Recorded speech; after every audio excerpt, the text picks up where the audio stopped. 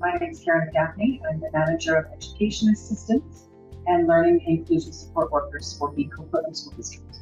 So we are a K-12 public education system in the Tri-Cities area of Coquitlam, Port Coquitlam, Port Moody, and Moreton, Belcarra, located in British Columbia. They are going to get all kinds of experiences coming into our schools. The life of an EA is fast-paced.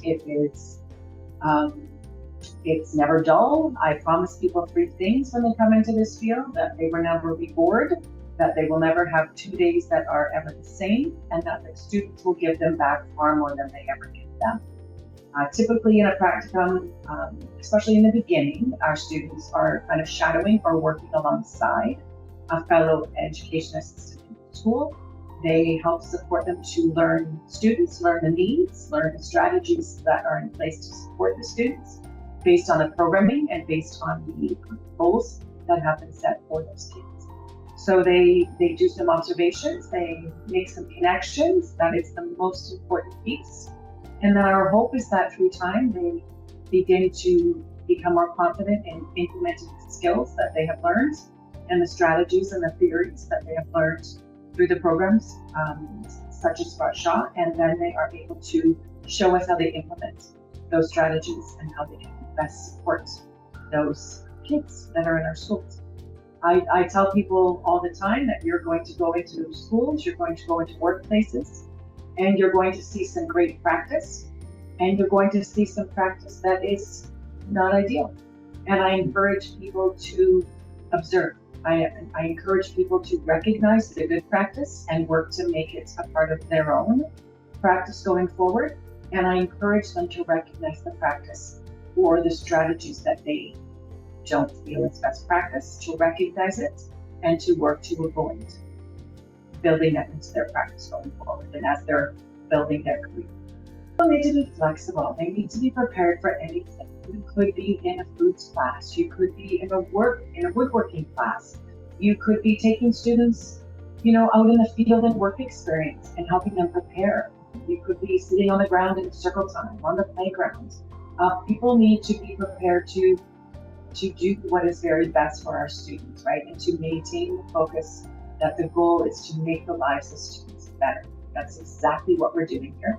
Anything from personal care to calculus support is what they really should be prepared for.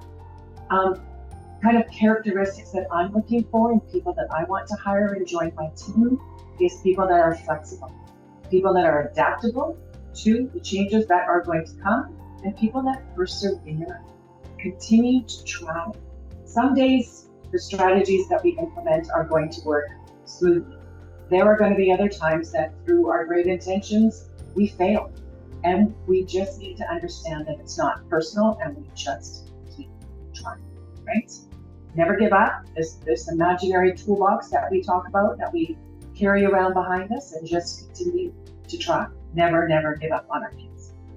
But overall, I would say that the students are prepared. That's actually one of the questions that I asked in the interview. I want to know how they felt when they went on their practicums, whether they were in SC43 or another.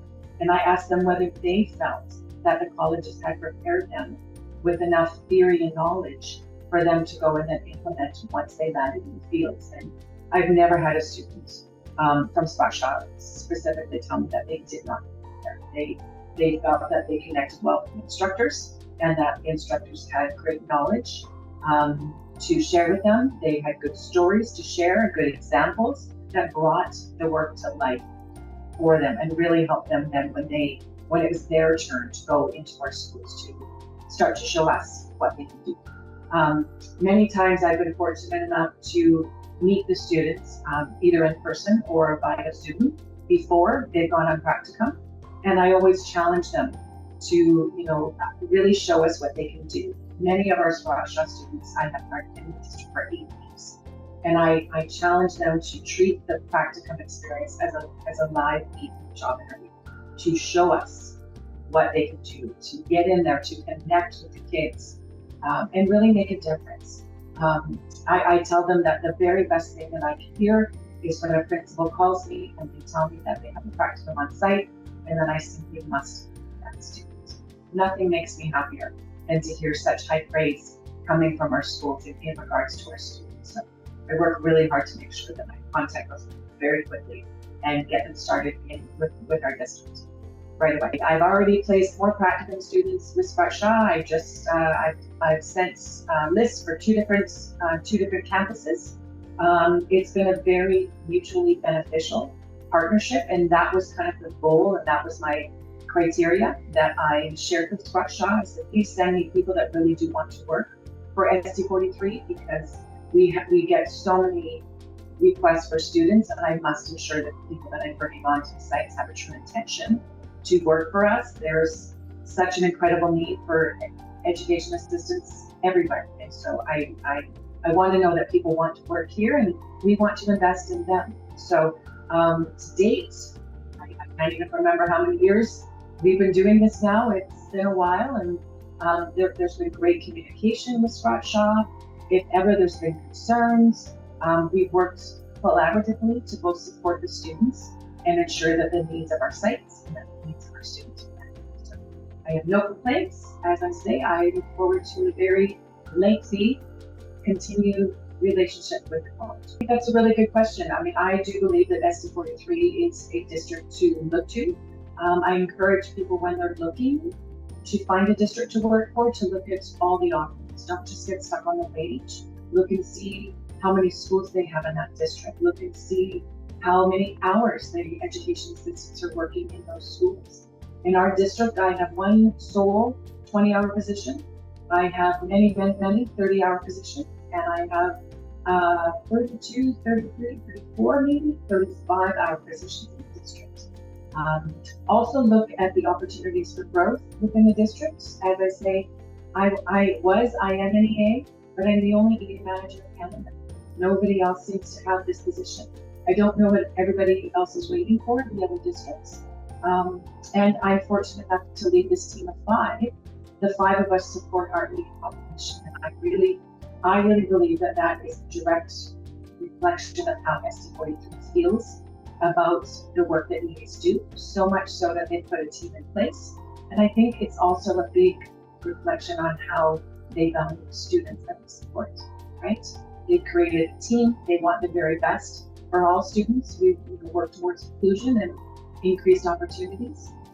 So I think it's important for people to look at all of it, right? And make sure that it's a good fit for yourself, and to not limit your options in regards to what you want to see for yourself for your career.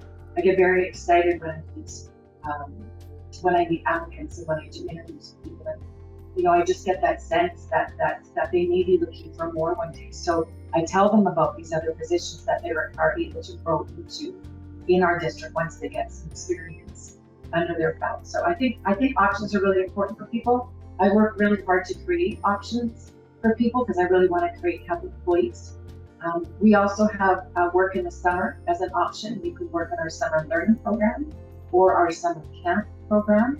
I've had education assistants in these programs for 8 years or so. So again, there's a focus on trying to provide full family supporting positions for our education assistants that can work during the summer.